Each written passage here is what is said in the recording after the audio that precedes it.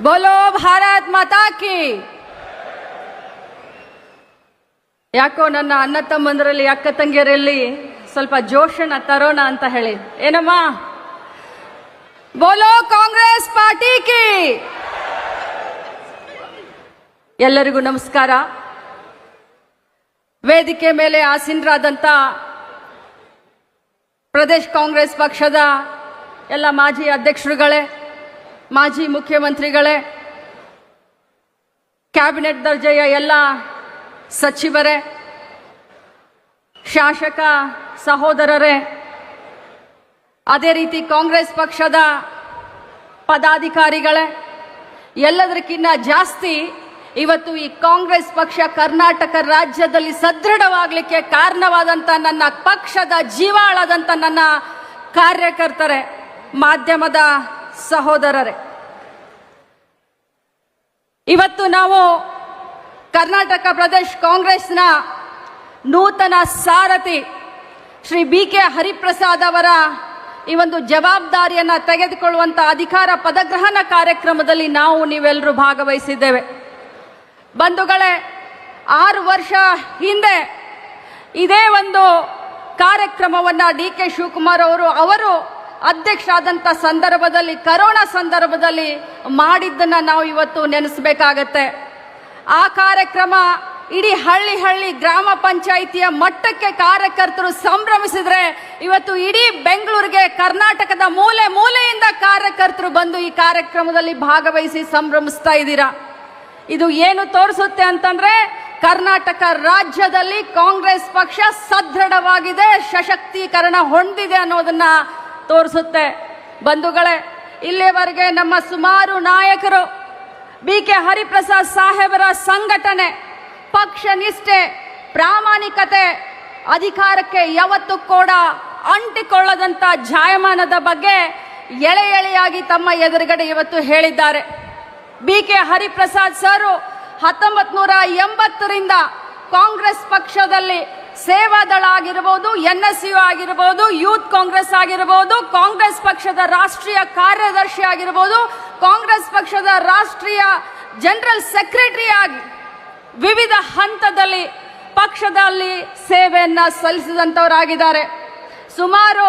ನಮ್ಮ ದೇಶದಲ್ಲಿ ಸುಮಾರು 19 ರಾಜ್ಯಗಳಿಗೆ ಕಾಂಗ್ರೆಸ್ ಪಕ್ಷದ ಜನರಲ್ ಸೆಕ್ರೆಟರಿ ಆಗಿ, ಸುಮಾರು 19 ರಾಜ್ಯಗಳಿಗೆ ಇನ್ಚಾರ್ಜ್ ಆಗಿ ಕೆಲಸ ಮಾಡಿದಂತ, ಪಕ್ಷ ಸಂಘಟನೆಯನ್ನ ಮಾಡಿದಂತ ಒಂದು ಹಿರಿಯ ಅನುಭವ ಹೊಂದಿದಂತವರು ಬಿ.ಕೆ. ಹರಿಪ್ರಸಾದ್ ಅವರಾಗಿದ್ದಾರೆ।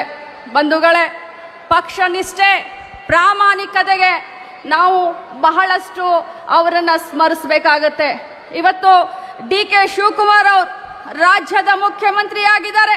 ಅವ್ರು ಯಾವತ್ತಿದ್ರು ಕೂಡ ಒಂದು ಮಾತನ್ನ ಹೇಳ್ತಾ ಇದ್ದಾರೆ, ಪಕ್ಷ ಪೂಜೆಯನ್ನ ಮಾಡಿ ವ್ಯಕ್ತಿ ಪೂಜೆಯನ್ನ ಮಾಡಕ್ ಹೋಗಬೇಡಿ ಅಂತ ನಿಮಗೆಲ್ರಿಗೂ ಕರೆಯನ್ನ ಕೊಡ್ತಾ ಇದ್ದಾರೆ। ಅವ್ರು ಇನ್ನೊಂದು ಮಾತನ್ನ ಹೇಳ್ತಾ ಇದ್ದಾರೆ, ಅದನ್ನ ನಾನು ಈ ಸಂದರ್ಭದಲ್ಲಿ ಹೇಳಲೇಬೇಕು, ಕರ್ಮಣ್ಯವಾಧಿಕಾರಸೆ ಮಹಾಫಲೇಸು ತದಾಜನ ಅಂತ ಹೇಳಿ। ಏನು ಅಂತಂದ್ರೆ, ಕೃಷ್ಣನ ವಾಣಿಯಂತೆ ಕರ್ಮವನ್ನ ಮಾಡು, ಫಲ ತನ್ನಿಂತಾನೆ ನಿನ್ನ ಮನೆ ಬಾಗಿಲಿಗೆ ಬರುತ್ತೆ ಅಂತ ಯಾವಾಗಿದ್ರು ಡಿ.ಕೆ. ಶಿವಕುಮಾರ್ ಅವರು ಹೇಳ್ತಾ ಇದ್ರು।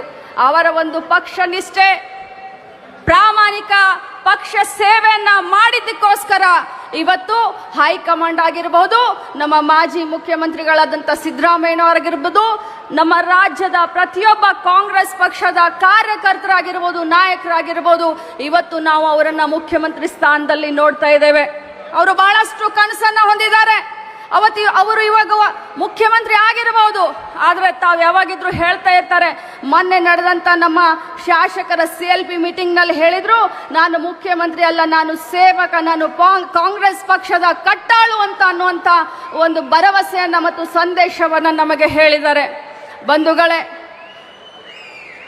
ಸಂಘಟನೆಗೆ ಬಿ.ಕೆ. ಹರಿಪ್ರಸಾದ್ ಅವರು, ಆಡಳಿತಕ್ಕೆ ಡಿ.ಕೆ. ಶಿವಕುಮಾರ್ ಅವರು, ಮಾರ್ಗದರ್ಶನ ಮಾಡಲಿಕ್ಕೆ ಮಾಜಿ ಮುಖ್ಯಮಂತ್ರಿಗಳಾದಂಥ ಧೀಮಂತ ನಾಯಕರಾದಂಥ ಸಿದ್ದರಾಮಯ್ಯನವರು ಮತ್ತು ಪರಮೇಶ್ವರ್ ಸರ್, ಎಲ್ಲ ನಾಯಕರು ಒಗ್ಗೂಡಿ ಇವತ್ತು ಮುಂಬರುವಂತ 2028ರ ಚುನಾವಣೆ ಆಗಿರ್ಬೋದು, 29ರ ಚುನಾವಣೆ ಆಗಿರ್ಬೋದು, ಅದಕ್ಕಿಂತ ಮುಂಚೆ ನಮ್ಮ ಕಾರ್ಯಕರ್ತರಿಗೆ ಶಕ್ತಿಯನ್ನ ಕೊಡುವಂತ ಕೆಲಸ ಕೂಡ ಮಾಡ್ತಾರೆ ಅನ್ನುವಂಥ ವಿಶ್ವಾಸ ನನಗೆ BK ಹರಿಪ್ರಸಾದ್ ಮತ್ತು DK ಶಿವಕುಮಾರ್ ಮೇಲೆ ಇದೆ ಅನ್ನುವಂಥ ಮಾತನ್ನ ಹೇಳಲಿಕ್ಕೆ ಬಯಸ್ತೇನೆ.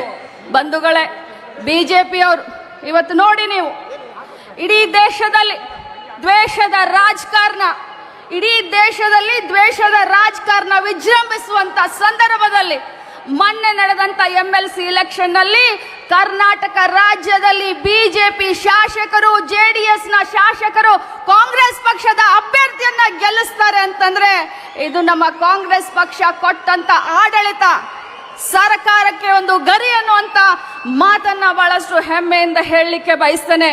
140 ವರ್ಷ ಇತಿಹಾಸವಿರುವಂತ ಕಾಂಗ್ರೆಸ್ ಪಕ್ಷದ ಸಂಘಟನೆಯಲ್ಲಿ ನಾವು ನೀವೆಲ್ಲರೂ ಪ್ರಾಮಾಣಿಕವಾಗಿ ಭಾಗವಹಿಸೋಣ.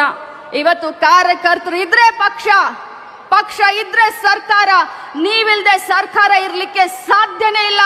ನೀವಿಲ್ಲದಂತ ಪಕ್ಷವನ್ನ ಊಹಿಸ್ಲಿಕ್ಕೆ ಸಾಧ್ಯನೇ ಇಲ್ಲ. ನೀವಿಲ್ದೆ ಪಕ್ಷದ ಸಂಘಟನೆ ಸಾಧ್ಯವಿಲ್ಲ.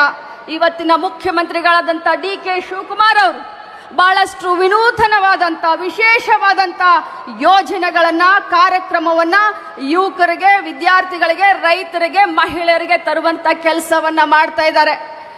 ಸಿದ್ದರಾಮಯ್ಯನವರ ಮಾರ್ಗದರ್ಶನದಲ್ಲಿ ಮುಂದೆ ಸಾಗೋಣ ಅನ್ನುವಂತ ಮಾತನ್ನ ಹೇಳಿ ಗ್ರಾಮ ಮಟ್ಟದ ಒಂದು ಸಂಘಟನೆಯಲ್ಲಿ ನಾವು ನೀವೆಲ್ಲರೂ ಇವತ್ತು ತೊಡಗಬೇಕಾಗಿದೆ. ಪ್ರತಿ ಬಾರಿ ಕಾಂಗ್ರೆಸ್ ಪಕ್ಷ ಸಂಕಷ್ಟದಲ್ಲಿ ಇದ್ದಾಗ ಕರ್ನಾಟಕದಿಂದನೇ ಪುಟಿದೇಳುವಂತ ಕೆಲಸಗಳು ಆಗಿದಾವೆ. ಇತಿಹಾಸ ಅದಕ್ಕೆ ಸಾಕ್ಷಿ. ಬನ್ನಿ, ನಾವು ನೀವೆಲ್ಲರೂ ಕೈ ಜೋಡಿಸೋಣ.